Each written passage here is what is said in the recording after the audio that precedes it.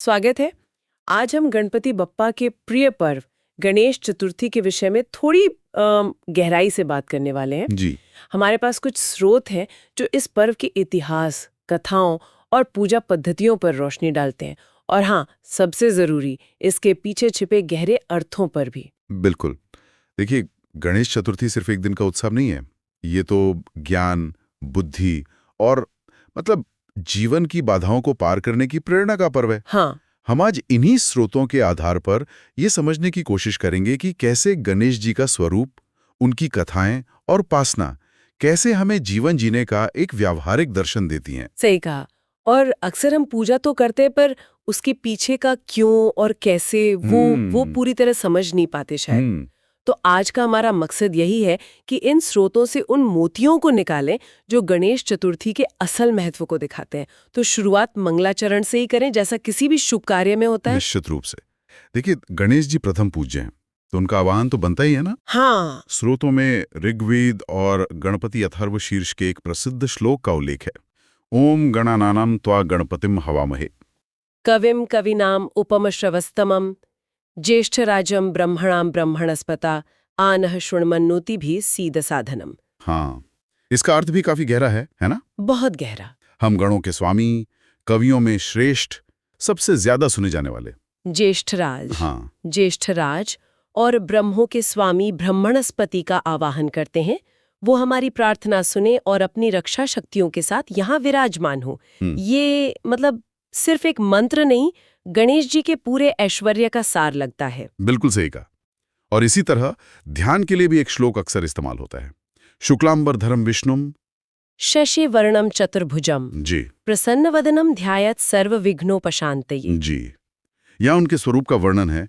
श्वेत वस्त्र पहने, चांद जैसी आभा वाले, चार भुजाओं वाले, प्रसन्न मुख वाले गणपति। हाँ, प्रसन्न मुख वाले गणपति का ध्यान करना ताकि सारे विघ्न शांत हो जाएं। ये दिखाता है कि पूजा सिर्फ कर्मकांड नहीं, बल्कि उस स्वरूप से जुड़ने का एक मानसिक प्रयास भी है। तो चलिए इसी स्वरूप और पूजा के महत्व पर और गहराई से बात करते हैं। स्रोत बताते हैं कि गणेश चतुर्थी भाद्रपद महीने के शुक्ल पक्ष की चतुर्थी को मनाई जाती है। इस तिथि का कोई खास महत्व है क्या? हाँ, ये तिथि बहुत महत्वपूर्ण मानी गई है। गणेश पुराण और मुद्गल पुराण जैसे ग्रंथ ये बताते हैं कि इसी दिन गणेश तत्व का अवतरण हुआ था। अच्छा। इसीलिए इस दिन उनकी उपासना का फल कई गुना बढ़ जाता है। एक श्लोक भी है, यह स्मरेत गणनाथम तु जन्म कर्म समन्वितम तस्यः सर्वाणि विघ्नानि नश्यन्ति विघ्ननायकः। मतलब जो भी गणेश जी के नाम, जन्म और कर्मों का स्मरण करता है, विघ्ननायक की कृपा से उसके सारे विघ्न नष्ट हो जाते हैं। बिल्कुल, ये सिर्फ बाधाएं हटाना नहीं, बल्कि सिद्धियों की प्राप्ति का भी दिन माना जाता है। और उनके जन्म की कथा तो बहुत ही रोचक है। माँ पार्वती ने अपने उबटन से उन्हें बनाया। ये कहानी तो हम सबने सुनी है, पर इसके पीछे का संदेश क्या है? क्या ये बस एक कहानी है? देखिए, पौराणिक कथाएं अक्सर गहरे प्रतीकात्मक अर्थ लिए होती हैं। माँ पार्वती द्वारा उपटन से निर्मित बालक, वो एक तरह से प्रकृति से उत्पन्न शुद्ध निष्पाप स्वरूप का प्रतीक है। फिर शिव जी, जो परम चेतना के प्रतीक हैं, उनके द्वारा अनजाने में शिरछेद होना और फिर गजमुख लगना, ये एक बड़े रूपांतरण की कथा है। रूपांतरण कैसे? देखिए, गज या हाथी बुद्धि और ज्ञान का प्रतीक है, तो ये दिखाता है कि कैसे प्रकृति से उत्पन्न शक्ति जब परम चेतना के हस्तक्षेप से, और यहाँ कहें तो एक शुरुआती संघर्ष के बाद, ज्ञान और बुद्धि यानी गजमुख से जुड़ती है, तो वो पूजनीय बन जाती है। अरे वाह, ये तो सोचने का एक बिल्कुल अलग नजरिया है। और यहीं पर उन्हें प्रथम पूज्य होने का वरदान भी मिला था, है ना? बिल्कुल। जब शिवजी ने उन्हें हाथी का मस्तक लगाकर पुनर्जीवित किया, तो सभी देवताओं ने उन्हें आशीर्वाद दिया कि किसी भी शुभ कार्य या पूजा से पहले गणेश जी की पूजा अनिवार्य होगी। अनिवार्य? जी हाँ, अनिवार्य। वरना वो कार्य या पूजा सफल नहीं मानी जाएगी। वे अग्रपूज्य या प्रथम पूज्य कहलाए। एक श्लोक भी है, सर्वकार्येषु पूज्योऽसि प्रथमम विघ्ननायक। त्वमेव प्रथमम देवम पूजयिष्यन्ति मानवाः। हे विघ्ननायक, सभी कार्यों में सबसे पहले आपकी ही पूजा होगी। मनुष्य सबसे पहले आप देव की ही पूजा करेंगे। जी। ये सिर्फ एक वरदान नहीं, ये उनके महत्व की स्थापना है। तो ये अग्रपूज्य का स्थान उन्हें मिला और इसी से जुड़ी है उनकी पूजा विधि।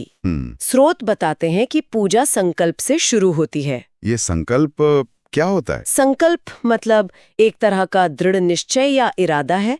पूजा शुरू करने से पहले कर्ता अपना नाम, गोत्र, स्थान और समय बताकर ये घोषित करता है कि वो किस उद्देश्य से ये पूजा कर रहा है। अच्छा, जैसे गणेश चतुर्थी के लिए संकल्प हो सकता है, ममोपात्त समस्त दुरितक्षय द्वारा श्री महागणपते प्रीत्यर्थम विनायक व्रतम अहम करिष्ये, मतलब मैं अपने पापों के नाश और गणपति की प्रसन्नता के लिए ये व्रत या पूजा कर रहा हूँ।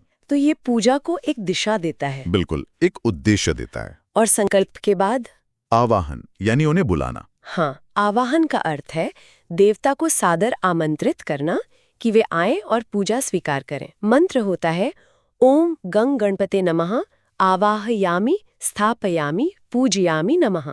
और इसके बाद षोडशोपचार पूजन का विधान है। षोडशोपचार यानी 16 तरह की सेवा। स्रोत में इसकी काफी लंबी लिस्ट है। आसन, पाद्य, अर्घ्य, स्नान, वस्त्र, गंध, पुष्प। क्या इन सब का कोई गहरा मतलब है या ये सिर्फ पारंपरिक विधियां हैं? नहीं, इनका बहुत गहरा मतलब है। ये 16 उपचार असल में किसी बहुत आदरणीय मेहमान के स्वागत और सत्कार की पूरी प्रक्रिया दिखाते हैं। अच्छा, जैसे सोचिए, जब कोई बहुत महत्वपूर्ण व्यक्ति आपके घर आता है तो आप क्या करते हैं? उन्हें बैठने को आसन देते हैं, आसनम समर्पयामि। हाथ पैर धोने को जल, पाद्यम, अर्घ्यम। स्नान कराते हैं, स्नानम। वस्त्र देते हैं, वस्त्रम। हाँ, सुगंध, फूल, भोजन। बिल्कुल, गंधम, पुष्पम, नैवेद्यम। यही सब हम षोडशोपचार में भगवान के साथ करते हैं। ये भक्त और भगवान के बीच एक व्यक्तिगत, एक प्रेमपूर्ण संबंध बनाने का तरीका है। यह दिखाता है कि भगवान हमारे लिए कितने जरूरी और पूजनीय हैं। ये तो बहुत सुंदर भाव है। मतलब ये सिर्फ रस्मी नहीं, एक भावनात्मक जुड़ाव है। बिल्कुल। अब आते हैं मंत्रों पर। गणपति अथर्वशीर्ष का जिक्र बार बार आता है। इसे गणपति उपनिषद भी कहते हैं। इसका क्या खास महत्व है? गणपति अथर्वशीर्ष को अथर्व वेद का हिस्सा और उपनिषद का दर्जा प्राप्त है। ये गणेश जी के तात्विक स्वरूप की व्याख्या करता है। इसका एक बहुत शक्तिशाली अंश है त्वमेव प्रत्यक्षम तत्वमसि। त्वमेव केवलम कर्तासि, त्वमेव केवलम धर्तासि, त्वमेव केवलम हर्तासि। जी, आप ही प्रत्यक्ष तत्व यानी ब्रह्म है।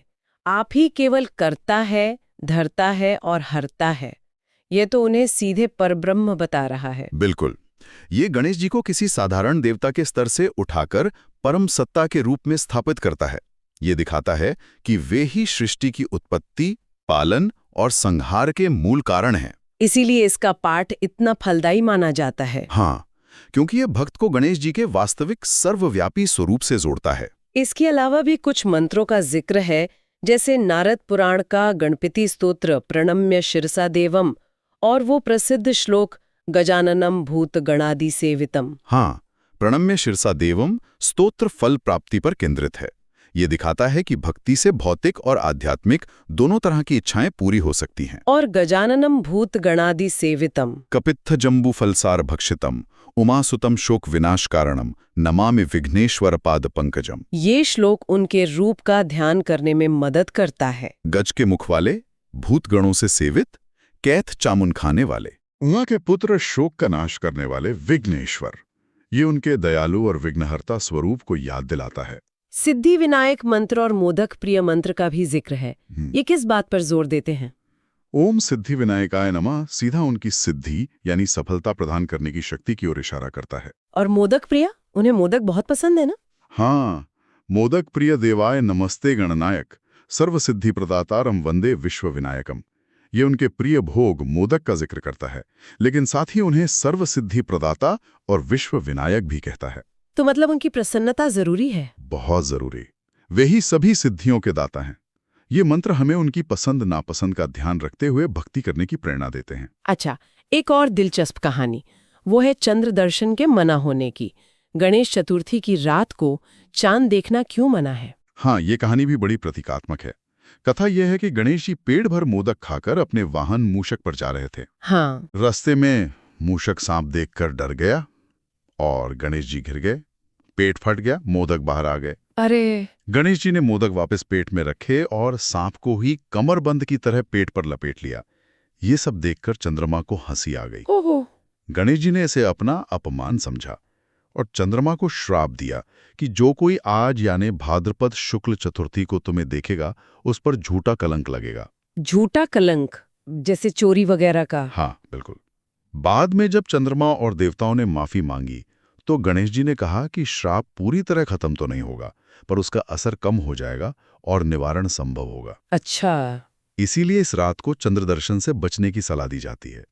कहानी का संदेश शायद ये भी है कि किसी के बाहरी रूप या किसी की दुर्घटना पर हंसना या मजाक उड़ाना कितना भारी पड़ सकता है।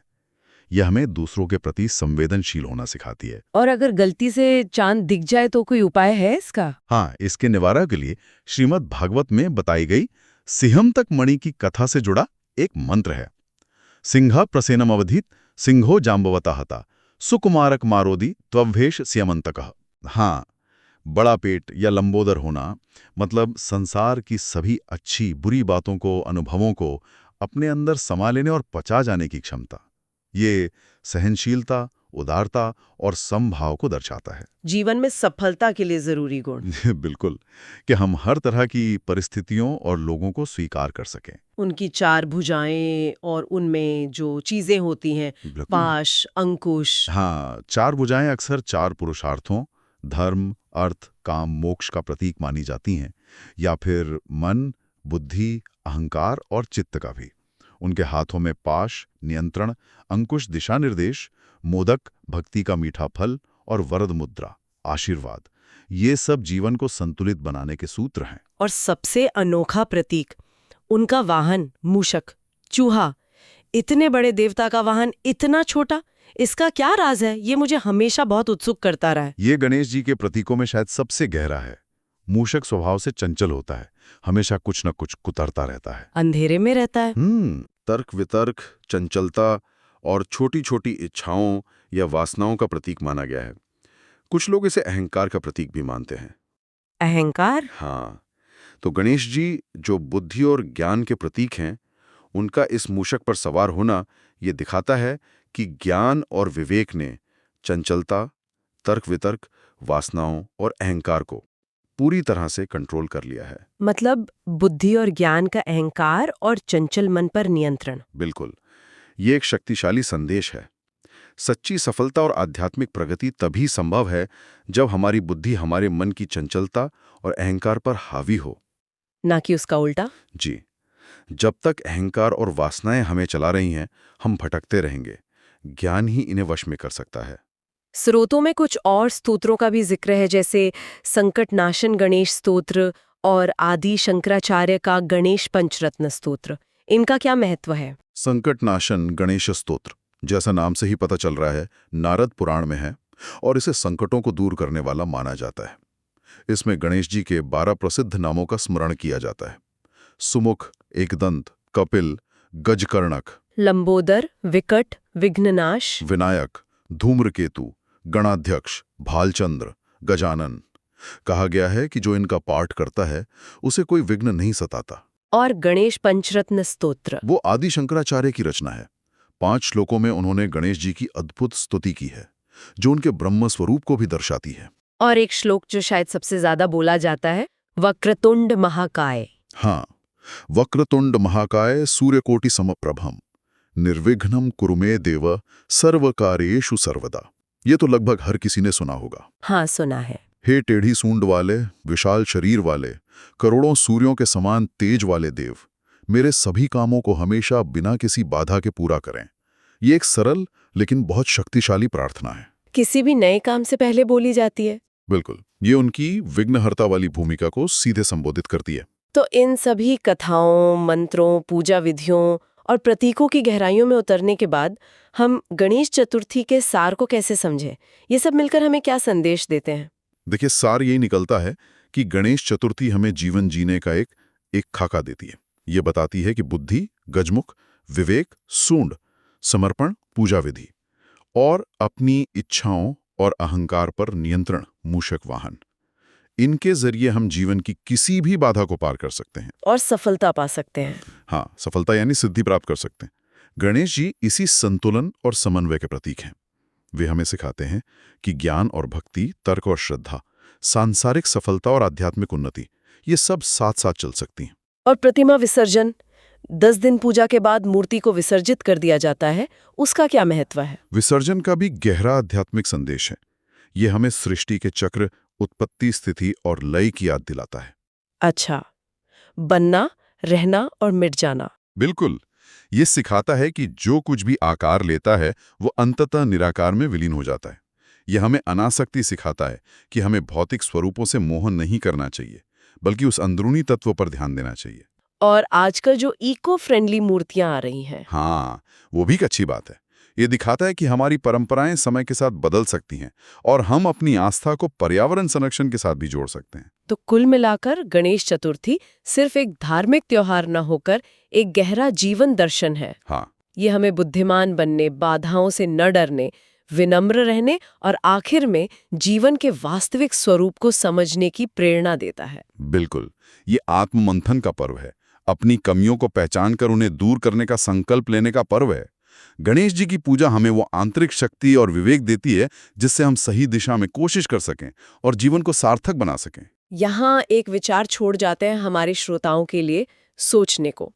हमने बात की कि कैसे गणेश ज्ञान विवेक, मूषक, अहंकार चंचल मन पर सवार है, यानी उसे नियंत्रित करते हैं।